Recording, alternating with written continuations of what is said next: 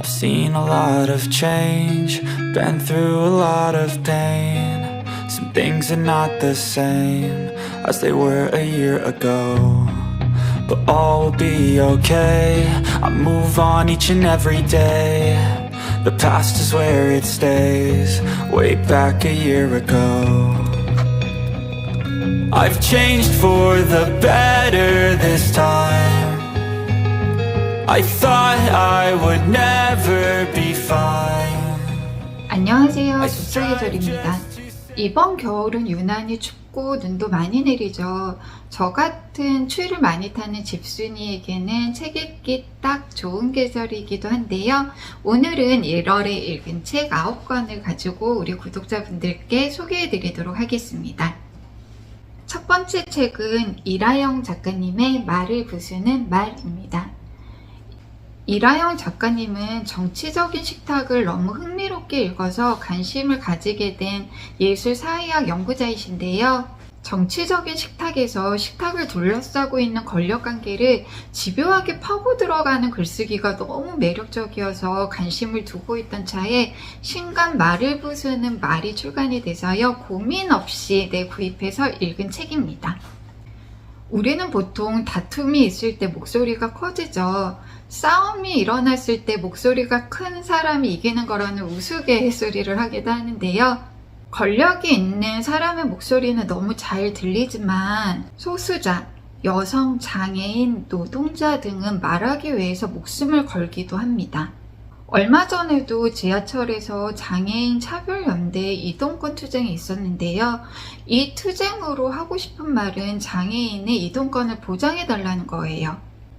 그 말 한마디를 하기 위해서 불편한 몸을 이끌고 정말 어렵고 힘들게 지하철 이동 투쟁에 참여를 하는 건데요.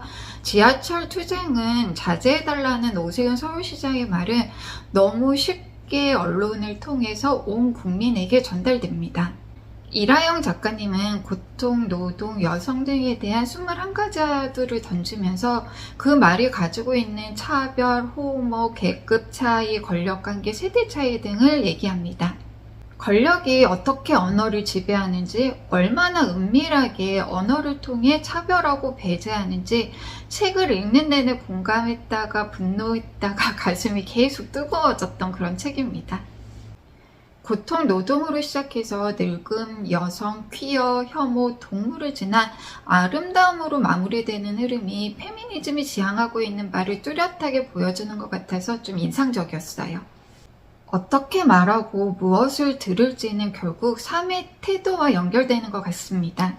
잠시 멈춰서서 어떤 태도로 세상을 살아가면 좋을지 숨고르기를 하고 싶으신 구독자분들께 추천하는 책, 말을 부수는 말이었습니다. 장강명 작가님의 책은 도서관에서 구매해서 읽은 게 많았는데요. 이번에 재수사를 읽으면서 소장하고 싶은 욕구가 막 일어서 읽었던 책을 구매해서 다 새롭게 다시 읽었습니다. 그래서 11월과 12월은 장강명 작가님의 책만 주구장창 읽었던 것 같은데요. 마지막으로 읽은 책 댓글 부대로 끝으로 신작이 나올 때까지 장강명 작가님의 책은 좀 쉬어가려고 합니다. 장강명 작가님의 책들이 대부분 그렇지만 댓글 부대 역시 현실에서 일어날 법한 일이라 픽션인지 논픽션인지 굉장히 헷갈리게 만든 책이에요. 2012년 국정원 댓글 조작 사건 이후에 댓글 조작원이 인터넷상에서 여론을 좀 조작할 수도 있겠구나라는 합리적인 의심을 했던 기억이 있는데요. 댓글 부대는 인터넷상에서 활동하는 댓글 부대원에 대한 이야기입니다. 이들은 팀 알렙이라는 마케팅 회사를 차려서 실시간 검색어 순위를 올리거나 댓글을 조작하는 일 등을 보통 하고 있었는데요. 정체불명의 배우 세력이 이를 의뢰하면서 댓글을 통해서 여론을 만들어 나가는 그런 일을 하게 됩니다. 그중 한 명인 차타카시 기자를 만나 그동안의 활동에 대해서 이제 고발을 하는데요. 마지막에 정말 생각지도 못한 반전이 숨겨져 있습니다. 반전이 궁금하신 분들은 꼭 이 책 읽어보세요. 책을 읽을수록 점점 더 현실에서 일어나고 있는 일이 아니야? 이거 논픽션 아니야? 그런 마음이 계속 들더라고요. 이야기 전개가 굉장히 빠르고 흥미로워서 책을 한번 펼치면 계속 읽게 되는 책입니다. 카프카가 한 권의 책은 얼어붙은 바다를 깨는 도끼여야 한다고 했는데요. 그런 점에서 홍은전 작가님은 믿고 보는 최애 작가입니다. 노란 들판의 꿈은 홍은전 작가님이 노들 야학에서의 20년간의 활동을 마무리하면서 뒤풀이처럼 쓴 글입니다. 노들은 장애인에게 배움의 기회를 주기 위해서 시작했지만 시간이 지나면서 야학까지 이동해 오는 이동권이 보장되지 않는다면 야학이 소용없음을 깨달아가는 과정이 아주 잘 담겨져 있는 책입니다. 노들은 장애인의 이동권을 보장하기 위해 투쟁을 하기도 하고요.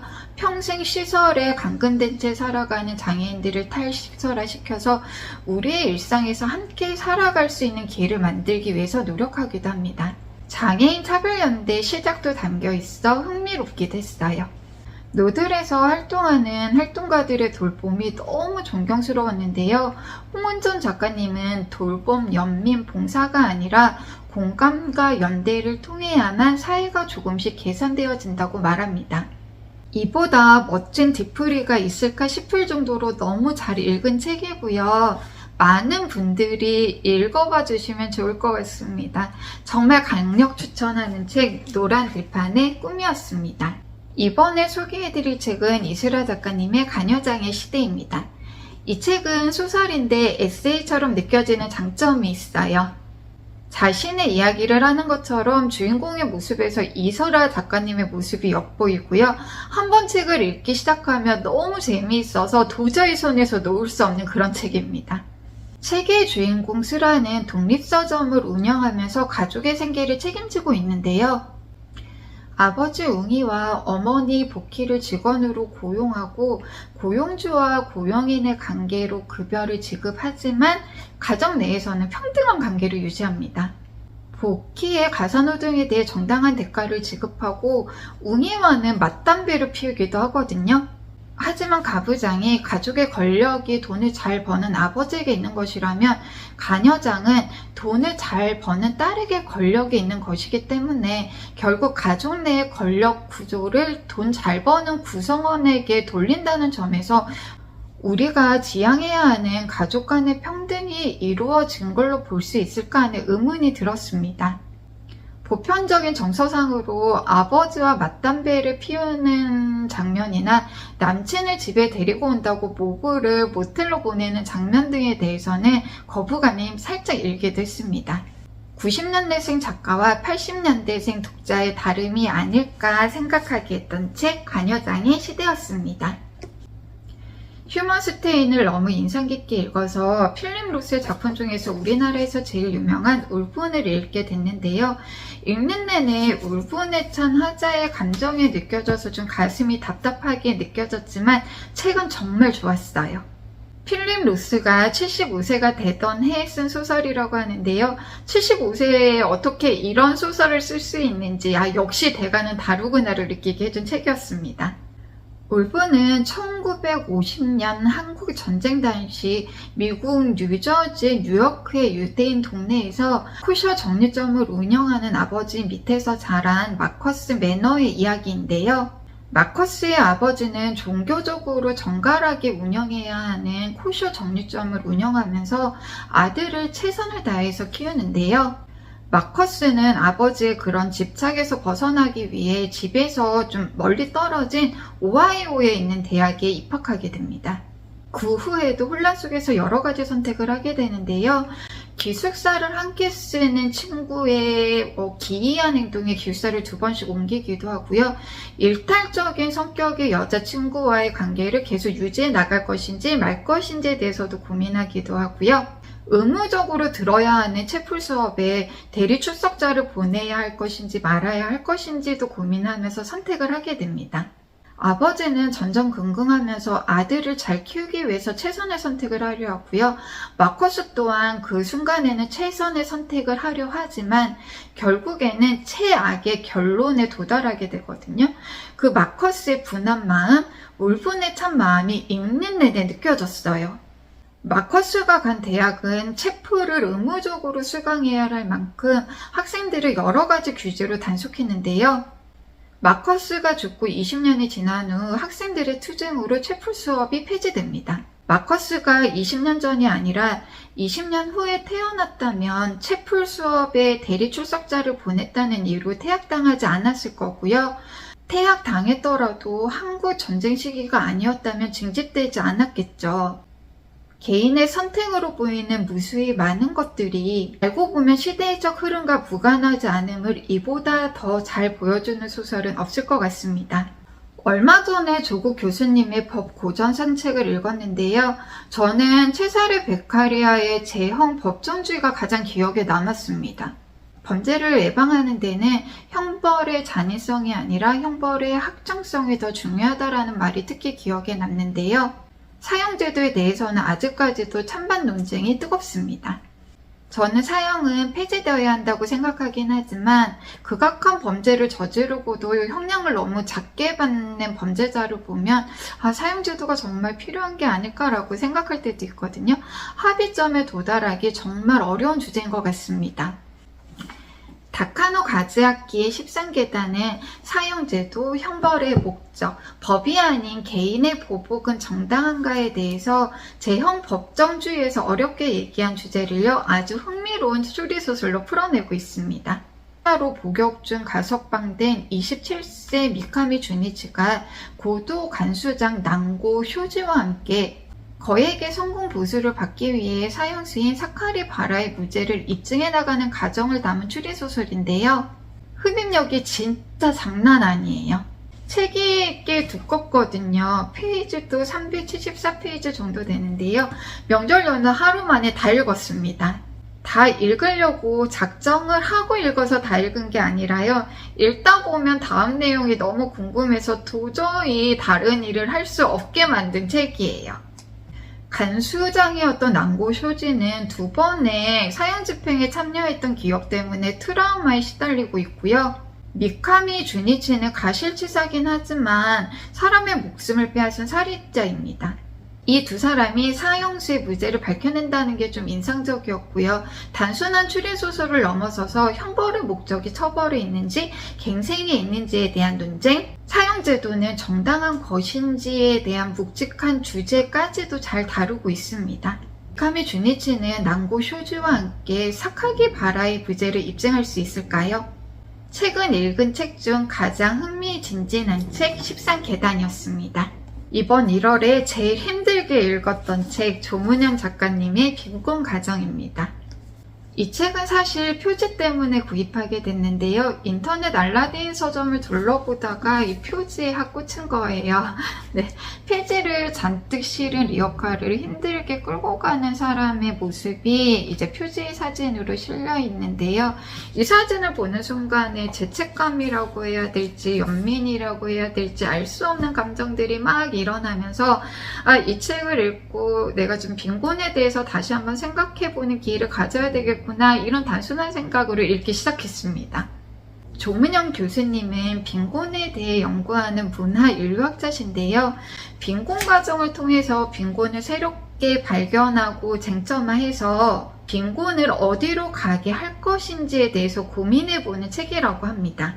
마음 아픈 뉴스 중에 하나가 빈곤을 이유로 자살한 사건일 텐데요. 이런 마음이 드는 건 빈자를 수급자로 확정지어 우리의 문제가 아니라 저들의 문제로 치환시켜버리고요.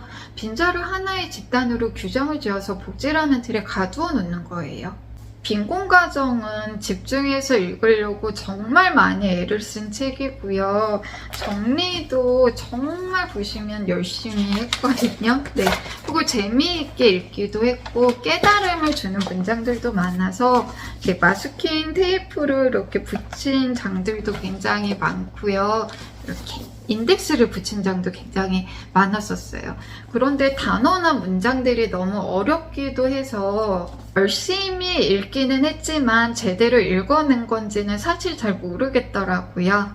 이 책을 통해 무엇을 얻고 싶었는지, 이 책을 이해하기 위해서 얼마나 많은 독서 근육을 또 키워나가야 할지 여러 가지 고민을 던져준 책 빈곤 가정이었습니다. 2018년 11월 9일 종로에 있는 국일고시원에서 화재가 발생해서 7명이 사망하는 사건이 있었는데요. 고시원은 고시생들이 공부를 하던 공간이었지만 사법고시 제도가 폐지되면서 지금은 독거노인이나 저임금 노동자들이 많이 거주하고 있다고 합니다. 한국일보에서 기자 생활을 하고 있는 이혜미 기자님이 이 9.1 고시원 화재 사건을 계기로 해서 주거 빈곤에 대해서 관심을 가지게 됐고요. 착취도시 서울은 지옥고 아래 쪽방촌과 대학가 신 쪽방촌 보도에 대한 뒷이야기를 담고 있는 책이에요. 일부에서는 쪽방촌에 대해 다루고 있는데요. 화장실도 없고 샤워실도 없고 난방도 되지 않는 1.5평 쪽방을 매월 평균 22만 7천 원이라는 월세를 받고 임대를 해주는 소유주를 찾아가는 여정을 담고 있습니다. 이혜미 기자님은 서울역과 종로 쪽의 쪽방촌의 모든 부동산 등기부 등본을 다 떼보고요. 거주하고 있는 거주민을 찾아가 인터뷰를 하기도 하면서 실제 소유자를 찾기 위해서 굉장히 고군분투하는데요. 대개 아버지 세대부터 자식 세대까지 이제 대물림 해준 경우가 많았고요. 재개발을 기다리면서 이제 투기 목적으로 매매를 해서 월세를 주는 사람들도 있었습니다. 빈곤을 하나의 상품으로 취급하는 약탈적 자본주의의 민낯을 볼 수 있었고요. 약탈적인 임대 행위가 묵인되는 이 사회가 조금 부끄럽게 느껴지기도 했습니다. 2부에서는 대학가 신 쪽방촌에 대해서 다루고 있는데요. 2019년 9월 서울시가 역세권 청년정책을 발표하자 임대업자들이 청년주택을 인민아파트로 폄훼하면서 건축을 반대하는데요. 임대소득 하락을 우려한 건물주들의 목소리를 기존 정치인들이 대변하기 시작하면서부터 많은 논쟁을 낳았습니다. 대학가 주변에는 원룸 수입을 극대화하기 위해서요. 건물주들이 방 하나를 2개, 3개로 쪼개서 미니원룸, 초미니원룸이라는 이름으로 청년들에게 계속 임대를 하고 있다고 해요. 서울시 아파트 평당 월세가 46,000원인데 비해서요. 이런 시인 쪽방촌의 평당 월세는 15만 2천원 정도 한다고 합니다. 정말 말이 안 되죠. 청년들의 주거 빈곤율은 계속해서 올라가고 있다고 하는데요.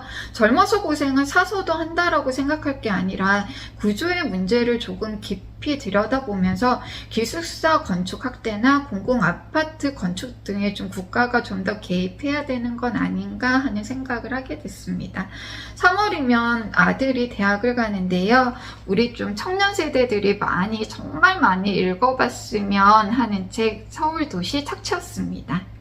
지금까지 1월에 읽은 책 소개해드렸고요. 저는 책을 읽고 나서 별점을 따로 매기지는 않아요. 한 권의 책이 나오기 전까지 작가님과 출판인 분들의 노고가 느껴져서 별점을 차마 매기지 못한다고 하는 게 맞는 것 같습니다. 대신 저는 독서 기록 노트에 많은 분들이 좀 읽어보면 너무 좋지 않을까 싶은 책은 이렇게 별표를 이렇게 그려놓습니다. 그래서 이번 1월에는 홍은전 작가님의 노란 들판의 꿈과 이혜미 작가님, 기자님의 착취도시 서울에 이렇게 좀 별표를 그려놨는데요. 책을 통해 그동안 잘 모르던 세상을 조금씩 알아가는 것도 정말 참 재미있는 일이라고 생각합니다. 며칠 되면 입춘인데요. 아직 바깥 날씨는 많이 춥죠. 이런 계절 집에서 따뜻하게 이불 덮고 앉아서 책 보면 너무 좋은 시간 되실 것 같아요. 책과 함께하는 2월 되시길 바라겠습니다. 감사합니다.